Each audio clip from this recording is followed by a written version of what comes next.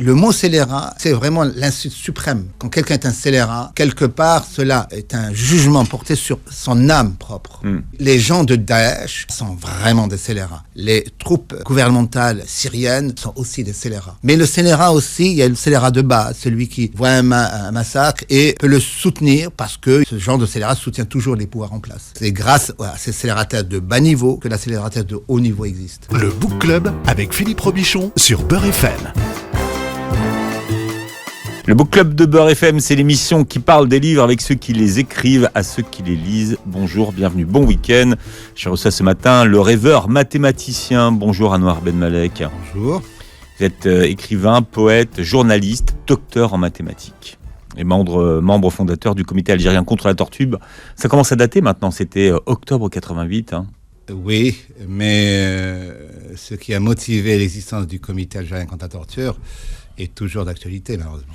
Oui, et vous avez été l'un des éditeurs du Cahier noir d'octobre qui recueillait les témoignages à l'époque de ceux qui avaient été victimes de la torture. Et je dirais qu'il reste encore d'actualité, puisque aucun de ceux qui ont perpétué les crimes que le Cahier noir recense n'ont été punis. La culture de l'impunité est une constante en Algérie. Même si aujourd'hui les prisons n'ont jamais été aussi pleines. Ouais. Ça, c'est terrible de constater que le nouveau gouvernement est toujours plus répressif que le précédent. Et en Algérie, avoir une situation de ce genre où le nombre de prisonniers politiques est aussi important, sans que cela ne gêne à aucun moment le pouvoir, est quelque chose de profondément indécent. Et profondément inquiétant pour l'avenir. Mais cette situation-là qu'on vit actuellement, on ne l'avait jamais vue avant ? À ce niveau-là, non. Parce que auparavant, il y avait bien de la répression contre des opposants politiques, mais cela restait limité. Tandis que là, ça peut toucher n'importe qui. Par exemple, vous prenez un médecin, une femme, condamnée à 2 ans de prison ferme. Pourquoi ? Parce qu'elle a émis des opinions sur Facebook. Émettre des opinions, actuellement, est souvent considéré comme des très grandes accusations, porter atteinte à l'unité de la nation, à la sûreté de l'Algérie, etc. Ce sont des accusations tellement énormes que, d'une part, on a envie de rire, mais en même temps, on est effrayé par cette cette justice qui est aussi aux ordres. Qu'un procureur puisse, par exemple, réclamer des peines de prison ferme contre, par exemple, un dirigeant d'un parti politique parce que celui-ci a émis une opinion tout à fait naturelle de la part d'un opposant. C'est s'opposer à la politique du pouvoir en place, c'est dire que ce qu'il fait n'est pas bon, etc. etc. Et vous pensez à qui, là ? C'est le président du MDS, je crois, d'un parti de gauche, Rras, si je ne me trompe pas. Donc, quand on en arrive à ce point de répression, on se dit alors... donc, les seuls à avoir, au fond, échappé, c'est les terroristes, les vrais. Ceux qui ont bénéficié des lois d'amnistie, etc. Ceux-là qui ont commis des crimes de sang sont libres, tandis que le citoyen ordinaire dont le souci est d'améliorer la gestion d'Algérie, en émettant des opinions fortes, eh bien, se retrouve en prison, traité comme un vulgaire criminel, mis en prison en sachant ce que sont les prisons algériennes, avec le risque de maladie, etc., etc. C'est quand même... c'est triste quand on considère que les gens avaient tellement d'espoir pour l'indépendance de l'Algérie qu'actuellement l'Algérie est en train de se transformer en un vulgaire pays autoritaire avec un pouvoir qui ne respecte absolument pas son peuple, qui se fiche pas mal d'ailleurs des résultats des élections. Un président qui obtient aussi peu de voix, un parlement qui est aussi peu légitime et qui fait comme si de rien n'était. On va avoir des élections municipales qui, quel que soit le degré de participation du peuple, se considérera comme des maires tout à fait légitimes. Ça, c'est quand même un grand échec de l'Algérie en général et de cette nouvelle Algérie comme la nomme le pouvoir. Bon, on peut passer 1 heure à parler d'Algérie, mais je vous ai invité ce matin. Non, mais c'est vrai, parce qu'il y a mon ami Adil Farkan, tous les soirs, qui justement refait l'actu donc dans les informés sur Beurre FM. Et moi, je pourrais parler 1 heure d'Algérie avec vous, mais si je vous ai invité ce matin, c'est pour parler de votre nouveau livre. Ça s'appelle L'amour au temps des scélérats, aux éditions Emmanuel Colas. Donc là aussi, il y a une histoire, grande éditrice, c'est l'histoire d'une rencontre. Qui vous l'a présenté, Emmanuel Colas? C'est un peu le hasard, et c'est aussi un grand ami, écrivain. Hubert Haddad. Hubert Haddad, Ouais. qui m'a dit, mais pourquoi ne t'adresserais-tu pas à Emmanuel Colas, qui est une éditrice qui a beaucoup de courage, qui s'occupe de ses auteurs, mais de vraiment de manière extrêmement efficace. Et donc je me suis dit pourquoi pas. Et qui est historienne quand même de l'Antiquité. Oui, donc je ne le savais pas. Ce qui peut avoir un rapport avec votre livre. Oui, je ne le savais pas, mais ça tombe très bien parce qu'elle m'a dit aussi que l'un des intérêts qu'elle a trouvé dans le livre, c'était aussi cet aspect de Mésopotamie. Cette table mésopotamienne qu'un de vos héros cherche. Oui, exactement. Voilà, Vous jouez avec l'histoire. Hein. Oui, vous jouez avec l'histoire. Alors ça prend des millénaires. On est sur 1,5 millénaire, on va dire, à peu près. Vous le situez sur combien de temps, vous? Un peu plus, peut-être, parce qu'il y a les Sumériens, et puis il y a une époque assez improbable, celle où le personnage principal, Tammuz, dont on ne sait pas s'il est exactement le diable ou pas, enfin bref. Tammuz qui erre dans les temps. Exactement, voilà. Et donc il reprend ce thème cher aux religions monothéistes, le personnage d'Abraham. Oui. Alors dans votre livre, c'est le Shir Avraham. Abraham, parce que dans la Bible, Abraham s'appelle d'abord Avraham. Et ensuite, il prend le nom d'Abraham à la suite de quand il a son premier enfant. Donc, moi, j'ai toujours été étonné de la place très particulière d'Abraham dans les religions monothéistes. On dit que c'est le père, de toute façon, des religions monothéistes. Oui, et j'ai toujours eu une opinion perplexe devant ce personnage, parce que il est célèbre pour avoir voulu tuer son fils, égorger son fils, parce que il croit en avoir reçu l'ordre. Et donc, sans se poser plus de questions, il s'apprête à égorger son fils, geste interrompu par l'archange Gabriel qui lui dit non, et qui lui donne un mouton à la place. Voilà, c'est en ça que vous jouez avec l'histoire. Voilà. C'est une justification que j'ai trouvée, qui a été utilisée plusieurs fois par les terroristes, qui disent, eux, si Abraham, donc l'ami de Dieu, est prêt à sacrifier son fils, moi, au nom de ma croyance, je suis prêt à supprimer les miens et les autres. Et donc, cette possibilité de se permettre les plus grands sacrifices au nom de sa foi m'a paru être quelque chose de discutable pour le moins, et qui pouvait prendre place dans un roman. 10 ans après le début de la guerre civile en Syrie, donc vous vous intéressez à ce conflit. Oui, alors, même si le théâtre des opérations, en gros, dans le roman est la Syrie, ce n'est pas à l'issue de la Syrie. Non, mais je vous dis, c'est 10 ans après, quand même, vous essayez au moins de décrypter la complexité de ce qui s'y passe, quand même. Oui, mais pour moi, ça aurait pu tout aussi bien se passer dans n'importe quel territoire que j'appelle outragé par la cruauté, par la guerre, par l'intolérance. Ça aurait pu c'est mutadis mutandis, comme on dit, ça aurait pu se passer, par exemple, dans l'Allemagne nazie, ou dans le premier génocide du XXe siècle, celui des Herero.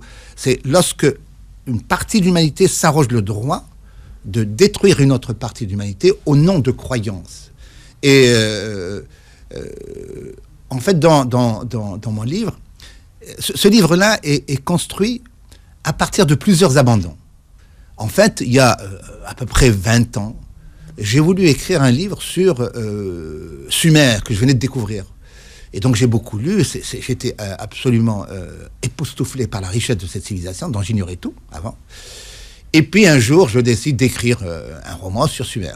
Et j'écris chapitre 1, et je vous assure que c'est comme ça que ça s'est passé. J'écris chapitre 1, et brusquement, j'ai su que je ne pouvais pas écrire sur Sumer, parce que la documentation que j'avais lue était tellement extraordinaire qu'elle aurait dû passer de toute manière ce que j'allais écrire. Donc voilà, j'ai abandonné l'idée. C'est-à-dire que vous ne pouviez pas faire mieux que ce que vous aviez lu. D'accord. C'était merveilleux, cette civilisation que je venais de découvrir. Et puis, donc j'ai écrit d'autres livres. Et à un moment, j'ai eu une envie très forte d'écrire un livre sur les Indiens d'Amérique. Même processus, je lis énormément de documentation, je prends des notes, etc. Puis à un moment, je me suis dit, mais qui es-tu, toi, pour écrire sur les Indiens d'Amérique ? Quelle légitimité tu en as tu as pour écrire sur les Indiens d'Amérique. Et puis, petit à petit, et un jour, je me suis dit, il est temps de rassembler ce que tu as découvert sur les Sumériens, sur les Indiens d'Amérique, avec ce qui se passe en Syrie. En particulier, il y a eu un événement qui a été pour moi déclencheur, c'est le silence absolu du monde arabe devant un vrai génocide qui se déroulait devant ses yeux, celui des Yézidis que je venais de découvrir aussi. Alors c'est une religion, hein. C'est une religion. Ouais. Toutes les religions, pour moi, se valent. Je dirais. La religion, on dit religion yézidi. Oui, la religion yézidi. Pour les gens, pour les Yézidis, ça a exactement le même statut que n'importe quelle autre religion pour celui qui y croit. Alors qui est le dieu des Yézidis ? Alors, pour eux, il y a un principe créateur qui a transmis la gestion de l'univers à 7 anges, dont l'un, le principal, c'est l'ange Pan. Je trouve ça aussi légitime que n'importe quelle autre religion. Je ne vois pas au nom de quoi je trouve ça moins respectable que d'autres religions. Les musulmans, eux, les considèrent comme des hérétiques, comme des adorateurs du diable, et ce qui n'est, à mon sens, pas vrai. Mais c'était pas ça tellement qui m'avait touché. C'est le fait que un génocide pouvait se passer sous les yeux du monde entier, en particulier de la région dans laquelle ils étaient situés, sans qu'il n'y ait eu un seul mot de compassion de la part de ceux qui en étaient témoins. Ça m'avait beaucoup frappé. Et je me suis dit, c'est aussi probablement ce qui s'est passé pendant la Seconde Guerre mondiale, pendant la Shoah ou pendant, par exemple, le génocide des héros. On est spectateur et on se dit, cela ne nous concerne pas. Et donc, ça a été une des raisons. Et puis une autre raison, c'était une vidéo de Daesh, dans laquelle on voit un père lapider sa fille, parce que, alors qu'elle le suppliait de l'épargner, il lui disait « Non, j'obéis à la loi suprême, à celle de Dieu ». Et donc, il lance la première pierre, et puis ensuite... C'est une scène qu'on retrouve dans votre livre. Hein. Oui, elle est importante pour moi, parce que je l'ai vue. Je veux dire, la fille, c'est Ouda. Voilà, exactement. Voilà, alors, il y a des couples importants, on en parlera tout à l'heure, on va essayer de mettre le décor en place. Hein. Yassir et Ouda, donc on verra, parce qu'ils ont une grande importance, parce qu'ils font partie des personnages qui traversent tout le livre. Oui, j'ai voulu, dans ce livre-là, l'irriguer par des histoires d'amour. Pourquoi ? Parce que le livre se passe dans un pays où des choses tellement horribles se passent qu'un livre qui ne contiendrait que des faits épouvantables serait pas lisible. Anouar Ben Malek est avec nous aujourd'hui pour nous parler de l'amour au temps des scélérats. C'est son nouveau roman aux éditions Emmanuel Colas. Alors vous avez ressorti dans votre livre des mots qui étaient dans les tréfonds de l'histoire ou des dictionnaires. Alors le mot scélérat, quel sens est-ce que vous donnez au mot scélérat ? Ici, dans le livre, il y a toutes sortes de scélérats. Le scélérat est celui qui commet volontairement une cruauté envers d'autres personnes pour des tas de raisons. La principale étant d'abord qu'il considère la personne envers laquelle il exerce sa scélératesse comme étant humainement moins valable, donc ayant moins le droit de vivre que d'autres. Et puis, il y a de toutes sortes de scélératesse. La scélératesse la plus répandue est celle de la lâcheté, le silence. Vous dites scélératesse, en fait. Ouais, scélératesse, oui. C'est le nom que vous avez créé à partir de la scélératesse. Scélératesse, oui. Là, c'est un... J'allais dire... Il y a des mots anciens qui me paraissent avoir une force parce qu'ils ne sont pas très utilisés. Certains mots, en fait, sont tellement utilisés qu'ils perdent leur tranchant. Et le mot scélérat, c'est vraiment l'insulte suprême. Quand quelqu'un est un scélérat, quelque part, cela est un jugement porté sur son âme propre. Les gens de Daesh qui peuvent tuer des enfants, etc., sont vraiment des scélérats.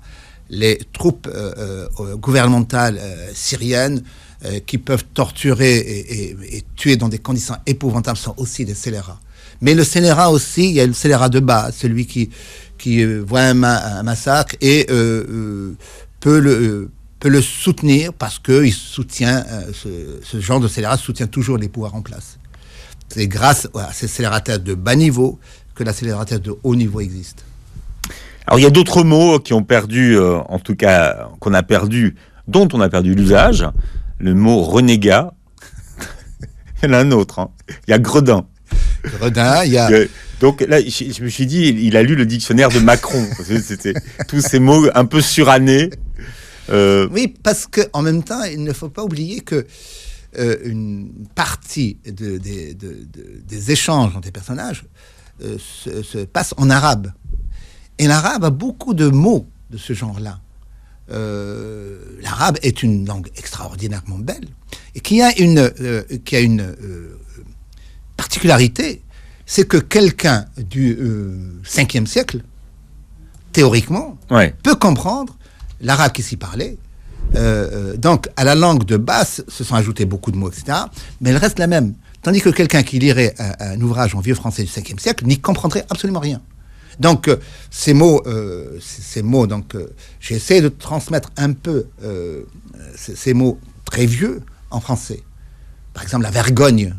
La vergogne, je trouve que c'est un mot qui est fort.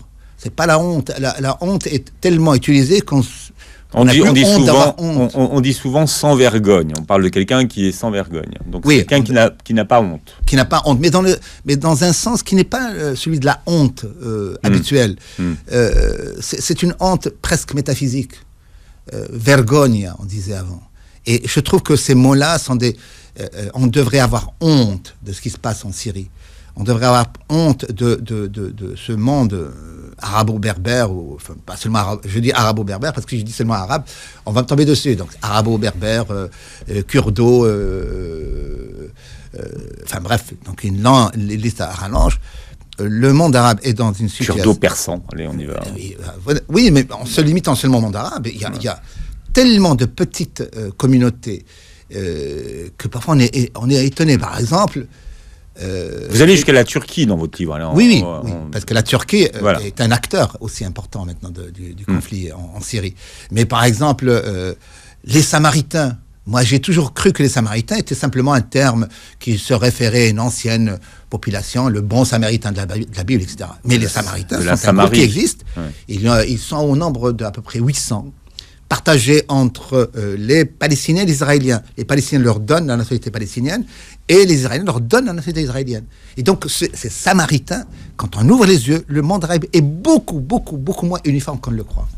Alors, vous vous êtes mis dans votre roman dans la peau de tous les acteurs de terrain de cette guerre, y compris les terroristes. Oui, parce que le problème avec les terroristes, c'est que il est facile de les écarter de la main en disant « ce ne sont pas des êtres comme nous ».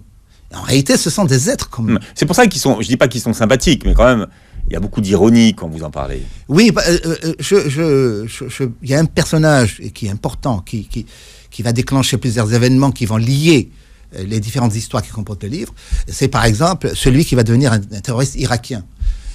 Son cheminement pour devenir terroriste est quelque chose de très banal, par exemple en Irak. L'épouvantable violence des troupes américaines quand elles rentrent en Irak est stupéfiante. Et elle est absolument impunie.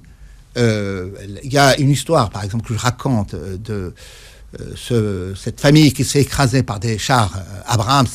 Et donc, il s'avère ensuite que ce n'est qu'un simple vendeur de chocolat.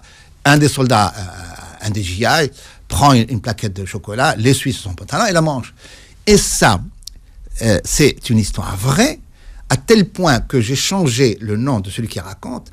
J'ai pris le vrai nom et j'ai changé en O, la fin de son nom.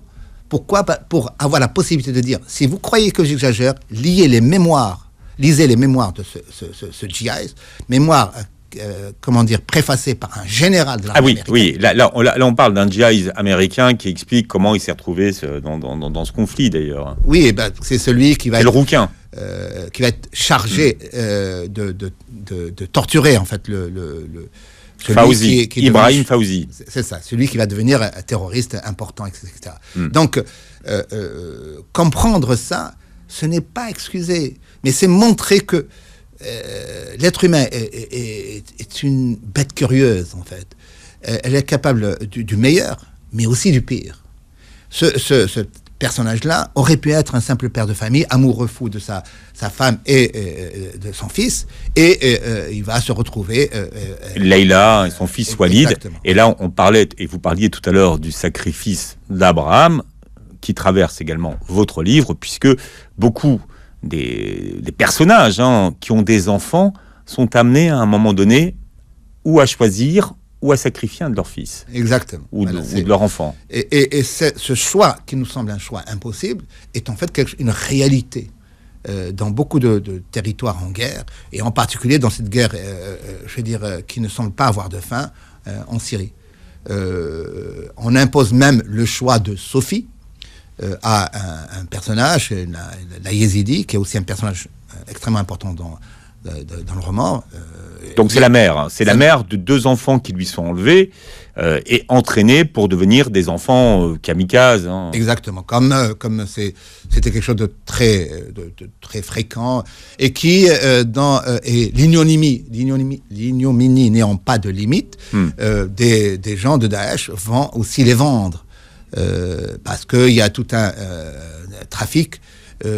On propose à des familles de leur rendre leurs enfants s'ils payent tant d'argent, etc.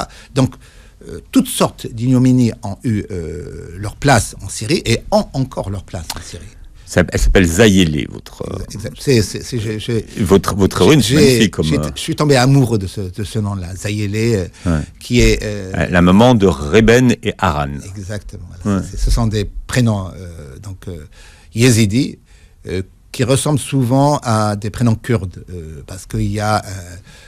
les yézidis sont proches des Kurdes, sauf que eux n'ont pas la religion majoritaire des Kurdes, qui est l'islam.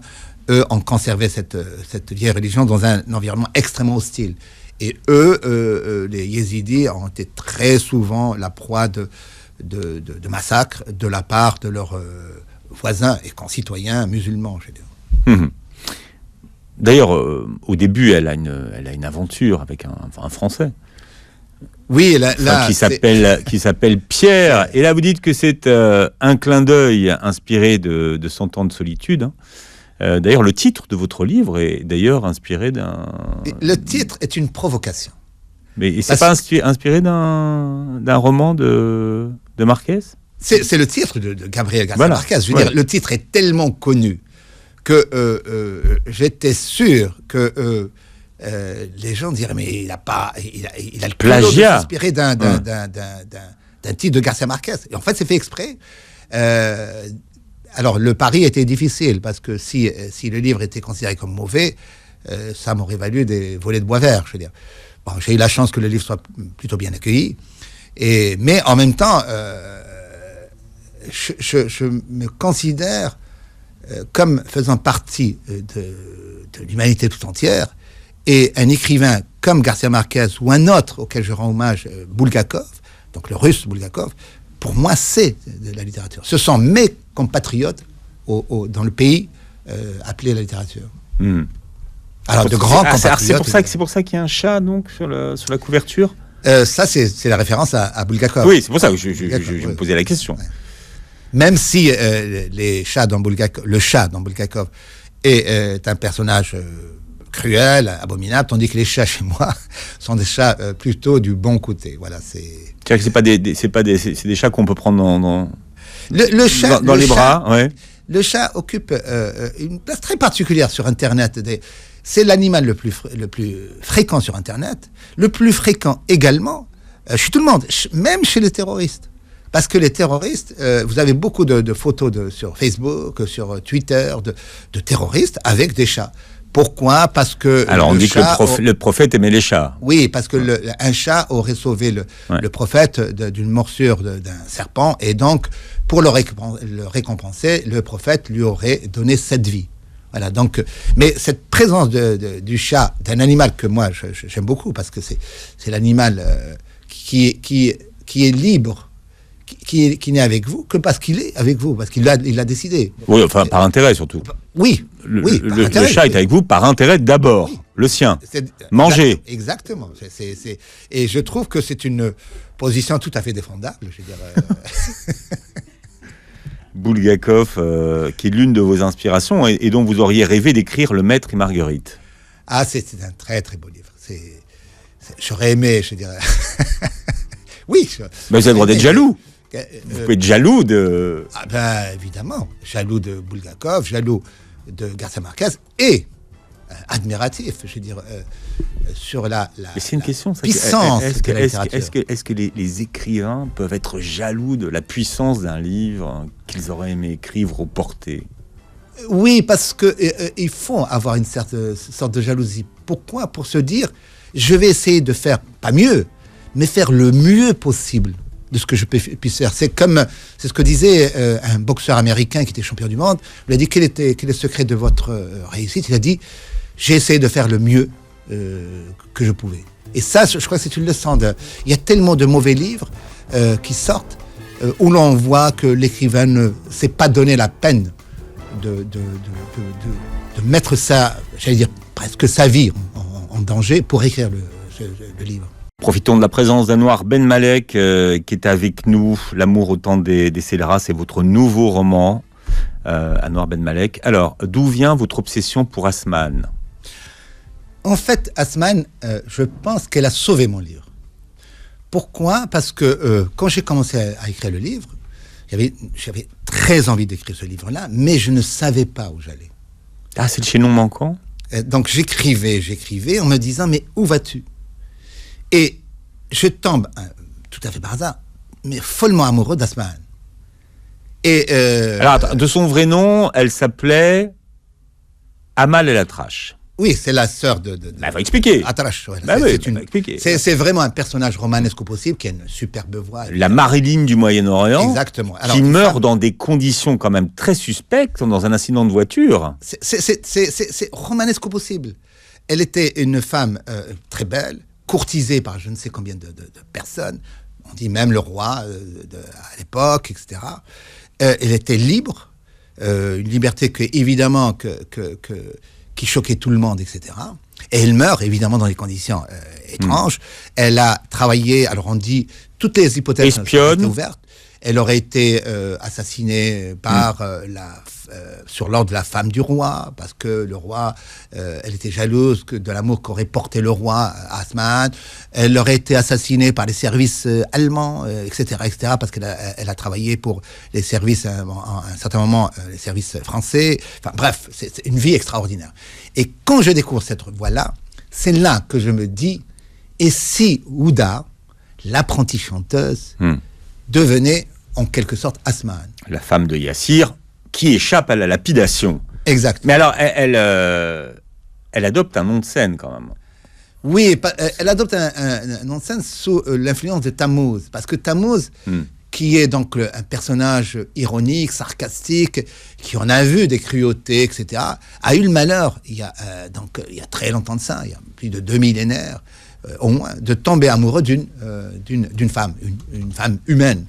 Et là, lui qui est éternel, et pour lui l'éternité est une punition, Donc, il va voir cette femme disparaître parce que elle est soumise à la finitude comme tout être humain. Et donc, ensuite, il va donc errer le long des âges.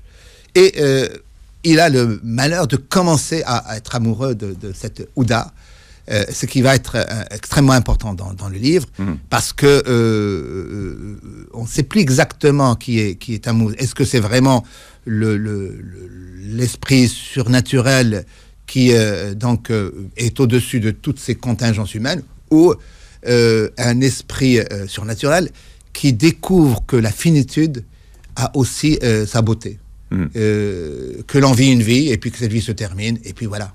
Voilà, et il lui transmet un don. Alors, pour le plaisir, parce que ça fait pas si souvent qu'on l'écoute sur Beurre FM, on va écouter un extrait d'Asman. Ah, ça c'est un beau cadeau. Bon, on est pris par le temps. C'était un peu la rivale de Doum Kalthoum, hein. Ah oui, oui. Hein. En même temps, c'est triste de le dire, mais quand on observe la situation du monde arabe actuellement, ce monde devenu bigot, ce monde dont les ambitions de liberté se sont rétrécies à un point incroyable, cette grande dame, est une véritable leçon.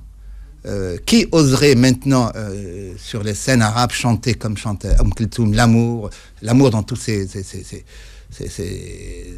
facettes, l'amour spirituel, l'amour physique, etc., etc. Et donc c'est pour ça que Asman, pour moi, donc quand je dis elle a sauvé mon livre, elle l'a véritablement sauvé. Voilà. Bien. Vous êtes né à Casablanca, Anouar Ben Malek, de père algérien et de mère marocaine. La tension monte entre les deux pays. À quoi assiste-t-on? À un jeu dangereux? C'est quelque chose de très grave. Les deux grands peuples, algériens et marocains, sont vraiment extrêmement proches. Sont des voisins naturels. Et des liens historiques, de langue, de religion, de fraternité ont existé depuis toujours. Pendant la guerre de libération, le Maroc a été un pays de repli. Le roi Mohamed V a montré son appui à la lutte de libération du peuple algérien. Et donc, être à une époque où certains osent utiliser le mot de guerre entre ces deux pays me semble un épouvantable scandale. Ce serait quelque chose de terrible. Donc, il faut, quels que soient les incidents parfois graves qui peuvent se passer, que la raison gagne. Il faut que les deux peuples s'opposent à toute instrumentalisation politique. Mais sous quelle forme, Anouar Ben Malek? Que les deux peuples, je ne sais pas. Je veux dire, c'est la question aujourd'hui, c'est de savoir comment finalement. Il faut que les gens résistent à l'appel des va-t-en-guerre. Je ne peux pas imaginer un seul instant que des soldats algériens se battent contre des soldats marocains. C'est quelque chose à éviter à tout prix. Ça ne peut pas et ça ne doit pas se passer. Il y a trop de choses qui lient les deux peuples. Il faut que le Maghreb redevienne ce qu'il aurait dû être, une région où la circulation soit libre. Ce sont des vœux, c'est vrai. Mais chacun doit faire en sorte de brider les instincts meurtriers. N'oublions pas que les guerres souvent éclatent à propos de choses très, très, très, qui, lorsqu'on considère le résultat final, sont dérisoires. La Première Guerre mondiale a éclaté à cause d'un attentat dans un petit pays. Et le résultat a été une guerre abominable qui a ensuite créé les conditions pour la Seconde Guerre mondiale. Donc, il ne faut pas, je ne trouve pas d'autre terme, ce serait contre l'intérêt profond des deux peuples. Il faut que la raison gagne. Il faut que les bellicistes des deux côtés soient, remis à leur place. Il n'y a pas lieu, il n'y a pas de place. Mais par qui? Les partis doivent aussi faire leur travail, calmer la situation. Chacun des deux pouvoirs a intérêt à hystériser la situation. Pourquoi? Parce que dans chacun des deux pays, la situation des gens ordinaires est une situation catastrophique. que ce soit en Algérie ou que ce soit au Maroc. Donc, le désir des pouvoirs d'utiliser les difficultés extérieures est un désir qui est très fréquent, je veux dire, dans tous les pouvoirs, dans tous les pays, sur tous les continents. Donc, il ne doit pas y avoir d'événements de ce type-là entre l'Algérie et le Maroc.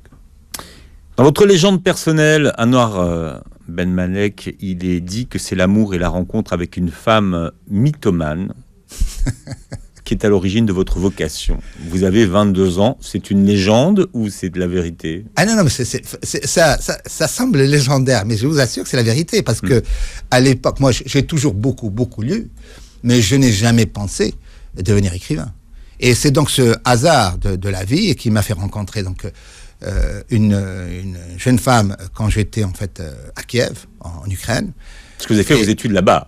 Oui, je faisais une thèse de mathématiques là-bas. Mais c'était courant à l'époque, hein. Oui, c'était assez courant. Maintenant, c'est moins courant. Oui. Pour les malchanceux, parce que les malchanceux allaient en URSS, ouais. Et les autres allaient en Angleterre, aux États-Unis, etc. Et moi, quand j'étais envoyé en URSS, je ne savais pas s'il fallait rire ou pleurer. Et donc, je me rappelle très bien, je passe mes 3 premiers mois à me dire, je vais retourner. Et puis, donc je vais à Moscou pour demander à retourner, et je rencontre un autre mythomane d'ailleurs, je me rappelle, c'était un Algérien, qui me dit, mais non, tu vas commettre une grosse erreur, regarde, moi, j'ai terminé ma thèse, etc., je suis docteur, etc. Et il me dit, attends-moi une année. Et ensuite, donc, il me convainc. Et j'apprends ensuite que ce type-là, en fait, avait abandonné sa thèse, etc. Il s'était marié avec une Russe, mais il avait tout abandonné et il errait son travail, etc., en URSS. Et donc, il m'a sauvé la mise. Et donc, cette femme, en fait, moi, j'étais à l'époque que mathématicien. Et je dis toujours, que peut faire un mathématicien pour convaincre une jeune femme de lui prêter plus attention? Alors, j'ai fait ce que font tout le monde, ce que fait tout le monde en pareil cas, à écrire de la poésie, de la mauvaise poésie. Puis ensuite, je suis passé à des nouvelles. Et puis ensuite... tu as commencé à écrire. J'ai commencé à écrire réellement. Mais qu'est-ce qu'elle vous avait dit, en fait? Non, elle m'avait, comment dire, écrasé dans mon insignifiance en me disant qu'elle faisait de la photo artistique, qu'elle parlait le sanskrit, qu'elle peignait des icônes. Et moi, je ne faisais que des maths. Donc, je me suis mis à écrire, etc. Ensuite, j'ai découvert que cette jeune femme était également une mythomane, qu'elle n'avait jamais peint d'icônes, qu'elle ne parlait pas de sanskrit, etc. Mais je lui reste infiniment reconnaissant. Mais vous vous rendez compte? Elle m'a permis de sauter le pas. Est-ce que vous lui envoyez des droits? Je devrais, mais j'ai perdu le contact avec elle. Vous avez créé un premier recueil. J'espère qu'elle m'écoute. Ah oui, c'est sûr. Mais elle était russe, non? Non, elle était française. Ah, elle était française. Elle était française. À Kiev. À Kiev, voilà. Dis donc. Parce qu'il y avait souvent des Français qui venaient pour des cours de russe, etc. Donc voilà, c'est... Cœur d'artichaut, Anouar Ben Malek. Les détours que prend l'histoire sont parfois assez amusants, en fait. Bien, L'amour au temps des scélérats vient de sortir. Anouar Ben Malek, vous étiez notre invité aujourd'hui. Quel plaisir! Et vous pouvez réécouter l'émission en podcast sur beurrefm.net et vous verrez la vidéo. Vous savez, maintenant on est filmé, Anouar. Quand je pense à toutes ces émissions qu'on a faites et qu'on n'a pas filmées, mes archives. En tout cas, merci d'avoir été avec nous. C'est moi qui vous remercie, c'était vraiment un plaisir. Et passez un bon dimanche sur Beurre FM.